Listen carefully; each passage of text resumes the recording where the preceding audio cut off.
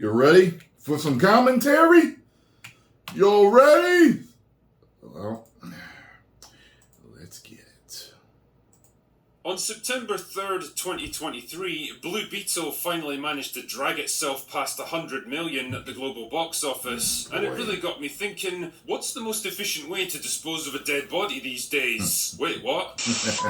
It really got me thinking that there's no more appropriate metaphor for the sad state of the superhero genre than this movie. A bland, generic, and creatively inert project sharted out by a studio that's out of ideas and energy, doing nothing that hasn't been done a million times before, and roundly ignored by completely apathetic audiences. And what's funny is that it's the kind of film that would have comfortably raked in $500 million if it had come out 5 years ago, when people still actually cared about stuff like this. That's the damn truth. And, he said they're out of ideas. And the thing is, we know, truthfully, they're not out of all ideas because they have decades of comic book storylines that they can use. But they continue to do this. Like, what? Never mind.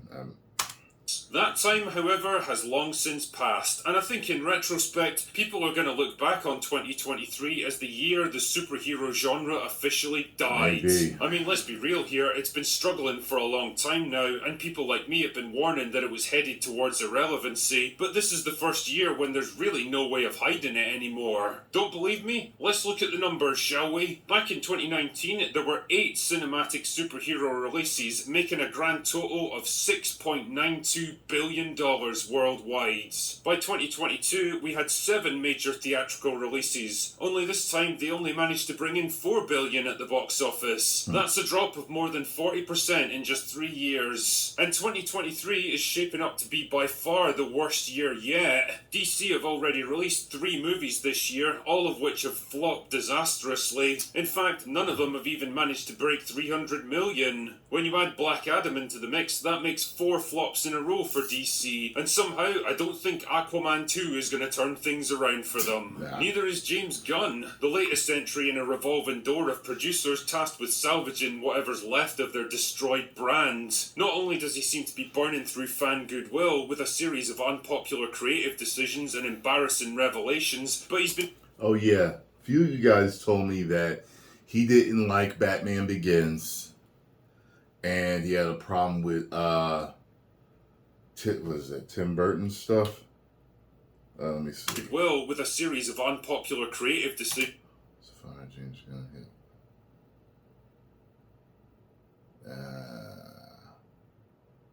Bashing the Batman movies of Tim Burton and Christopher Nolan. Yeah. So a few of you actually wrote me asking me to talk about it. I just, sometimes I just don't have the energy when you guys send me stuff. I try, as you guys know, I put out a lot of videos. I try. Well, now I'm talking about it. You want to know what I think about that? I haven't seen the tweets. So I gotta say that. But just hearing that, it doesn't make me automatically, as a fan to him, it makes me wonder, first, what did he say? Second, I know that myself as a fan, Batman Begins, I left with a meh.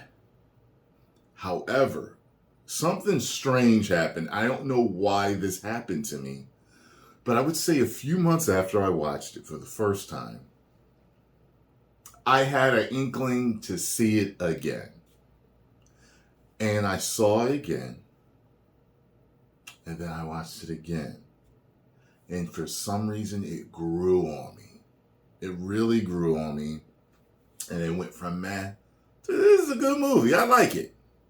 And I loved, The Dark Knight. Except for the way they shoehorned Harvey in. They should have made it longer. It was like he worked up burnt with the dirty suit. And then he died. I was like, wait, what? It was just weird. I didn't even think he was dead. I was like, okay, he knocked him out and he took him off of that. Okay. Anyway, and I love the Tim Burton movies. So I don't know why he didn't like them. I could figure out why, but I don't know why. So it is what it is. He has his own opinions. But with opinions like that, the old tweets, You know how the internet is. They're going to try to remind you at some point. So, his movies coming forward, since he is the Messiah now, he is the only man that can save Disney. Not Disney. DC at this point. They kind of sound similar, Disney and DC. At this point, since they are not allowing Zach yet to hashtag restore his Snyderverse.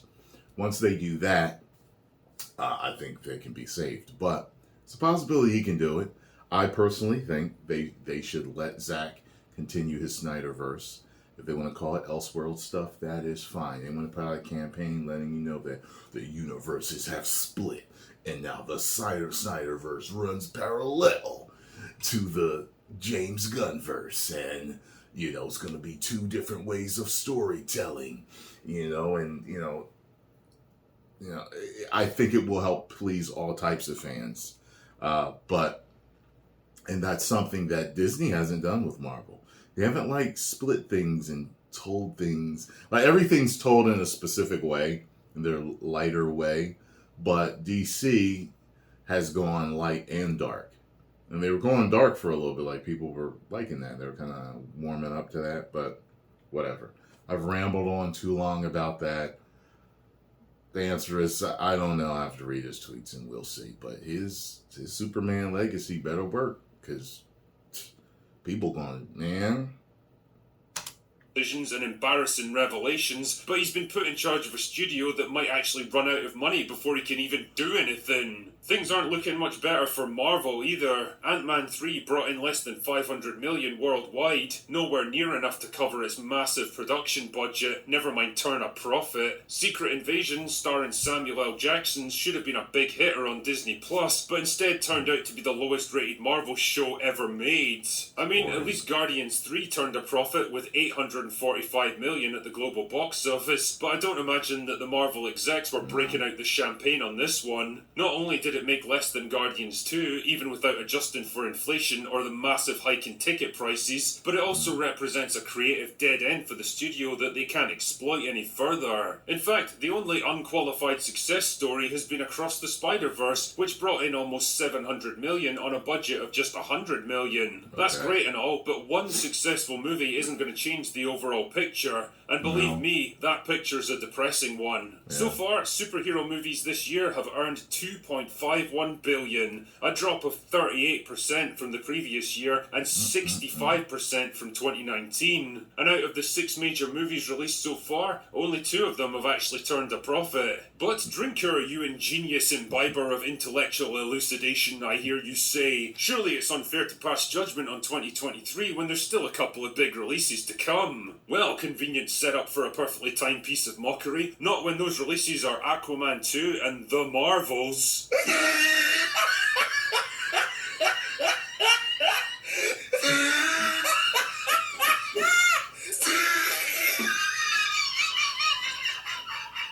One is the final pointless movie in a dead cinematic universe, starring what may be the most unpopular actress in Hollywood, for now at least.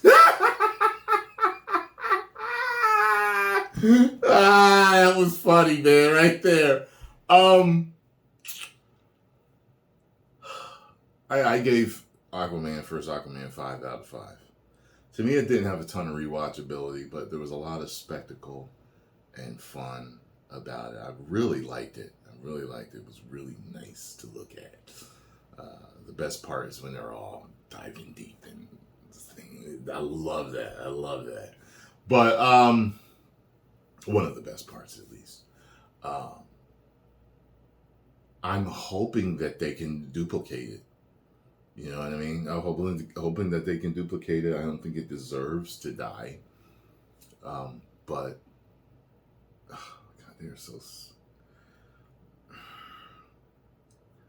Just think about it. All this would have never happened with DC, other than the woke stuff that everybody's doing. All this would have never happened if they weren't trying to catch Marvel. Marvel started way back then.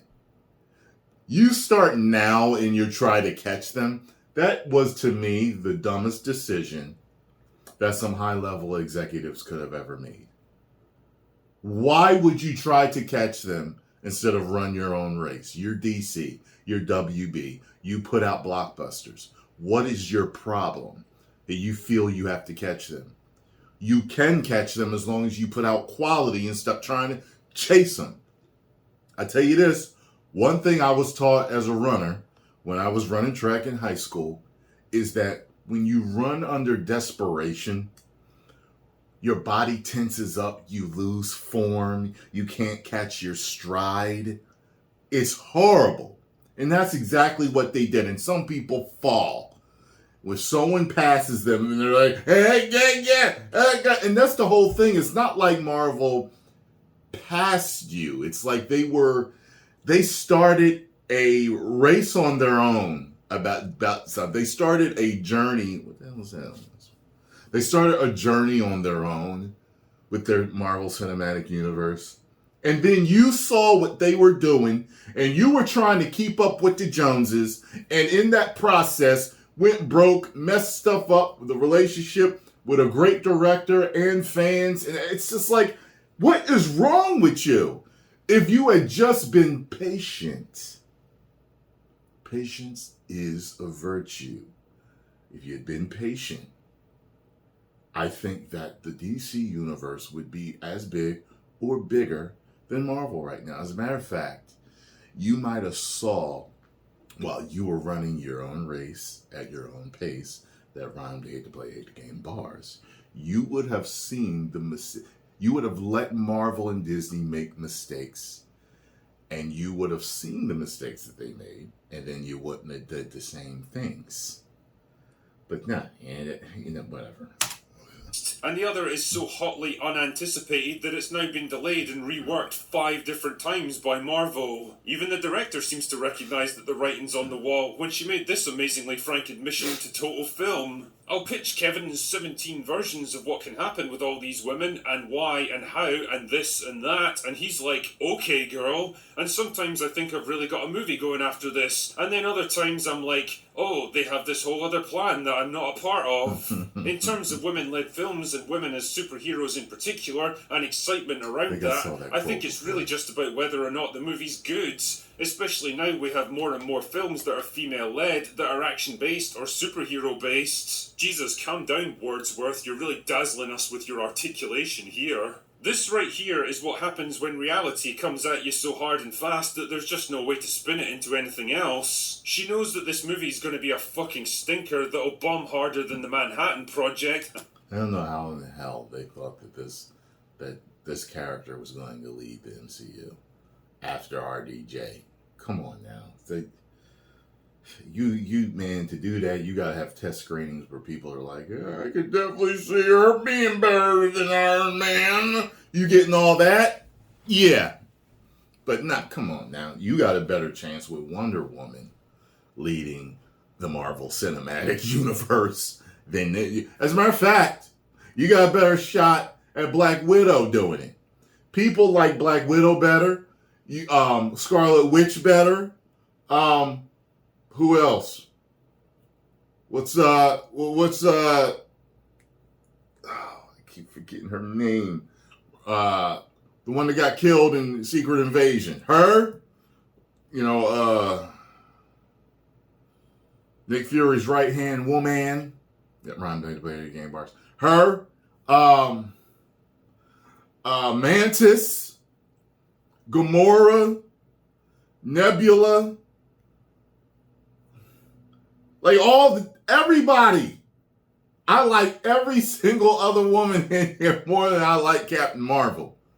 And I bet you most fans are like that. There's other ones you could have had, but there's none of them that like, even the fellas, like, not all of them had the charisma of Robert Downey Jr.'s Iron Man. But who could have led? I mean, Cap did lead. I mean, he was the leader. But, I get what they're saying. I think they could have went with Chris Evans, possibly, or Thor, Black Panther. God rest his soul if he was still alive. I don't know. But you see, they were going to go with. and is preemptively trying to manage expectations and deflect blame. She knows that this film can't just slide its way into a freshly lubed up marketplace like its predecessor did, where anything with the Marvel logo slapped on it was basically a giant money printing machine. The fact is, superhero movies are having to fight harder and harder to garner the kind of attention that would have been guaranteed a few years ago. There's an almost tangible feeling of weariness and resignation when a new movie gets announced now. You know who's got a lot of charisma? Now I can't. How am I forgetting his name now? Hey, man. If they had him continue on the War Machine, they could have had him lead. I mean, I think he could have worked big time. But whatever, you know. Like an aging man trying to rouse himself for another long shift at the same tedious job he's been working for decades. What used to be an exciting event to be savoured has become a kind of dull chore, something to be gotten through out of obligation rather than genuine desire or interest. And it's funny because everyone seems to have their own pet theory for why this happens. Depending on who you talk to, the problem lies in the oversaturation of the market with far too many projects, or the declining creative quality of the movies and TV shows being put out, or the increasing focus on identity politics and activism at the expense of good storytelling, or the arrogance and hostility of the movie studios as things start to go wrong, or the bland and formulaic nature of the films themselves, or even the dreaded superhero fatigue. For me though, I think the truth is a complex combination of all these different factors. I mean, let's start with the last one first, superhero fatigue, or more generally, genre fatigue. As far as I'm concerned, it's very much a real thing, and in the words of King Willie from Predator 2, there's no stopping what can't be stopped. Just like every other... You don't see the demon until... Wait. You don't see the... You don't see the eyes of the demon until he comes calling.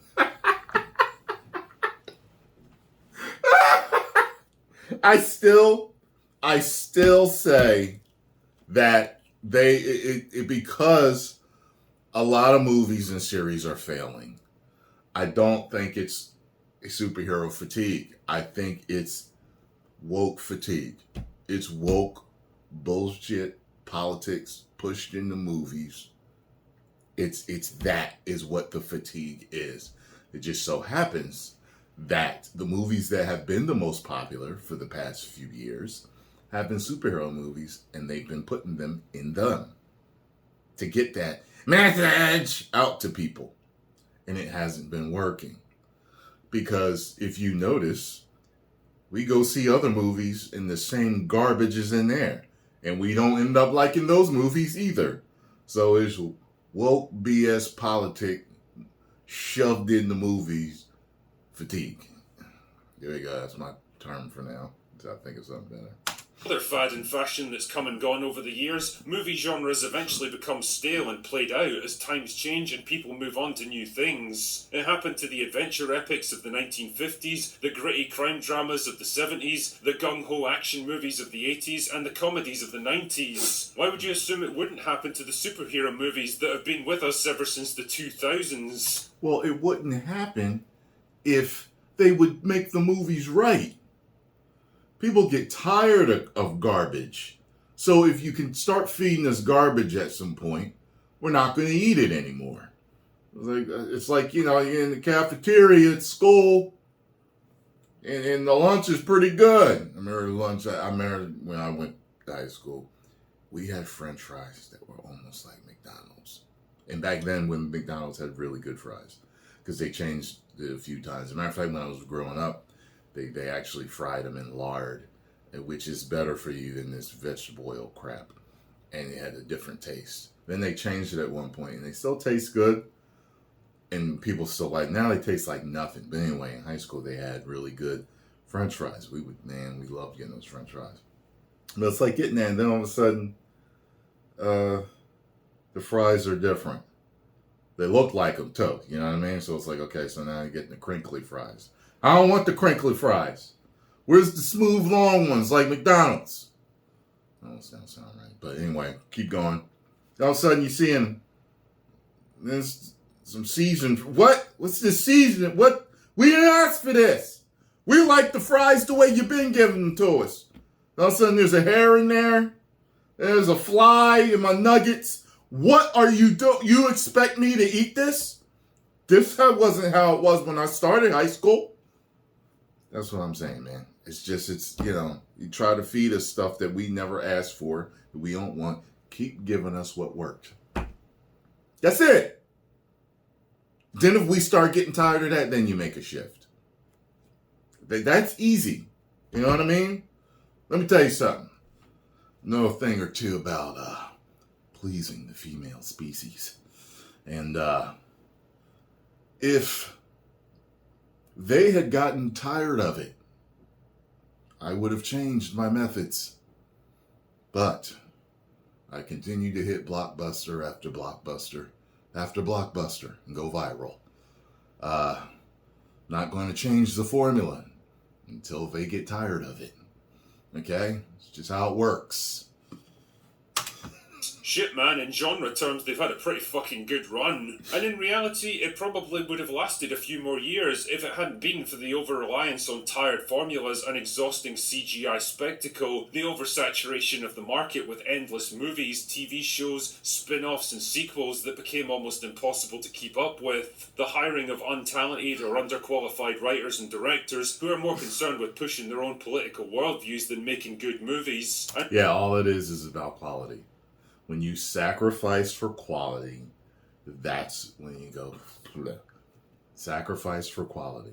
Okay, if I started using a camera that was, I don't know, from the early 2000s, I am sacrificing the quality of my videos. Okay, and people are going to stop watching. No matter what I do on camera, a bunch of people are going to leave. Okay.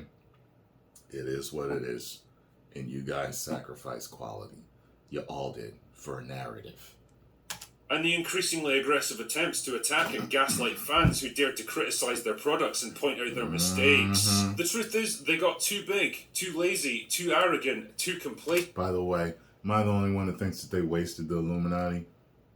I didn't think so.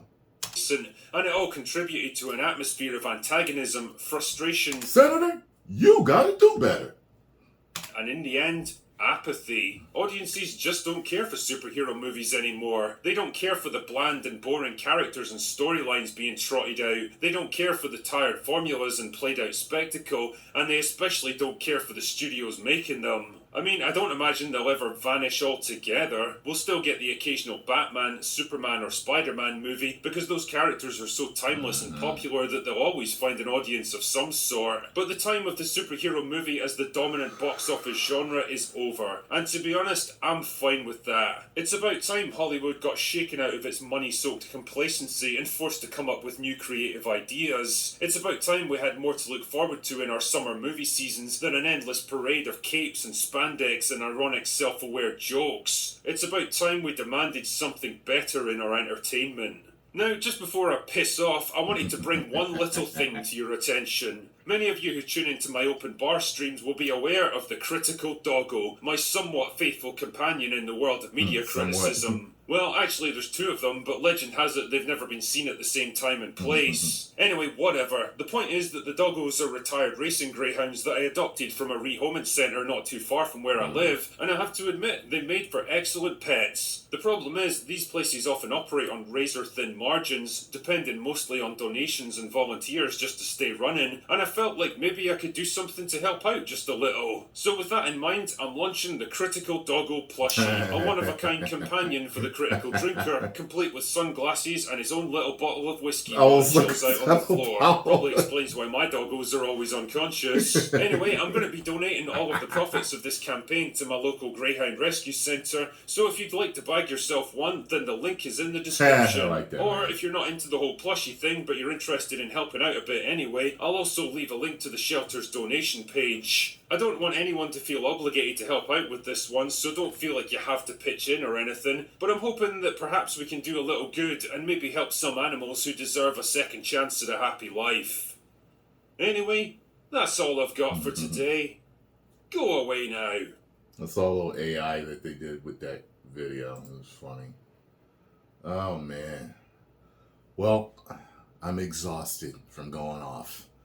Post comments down below. Let me know what you all think. Get over to the Drinker, subscribe. Tell them Tyrone Magnus sent you. 10 million subscribers.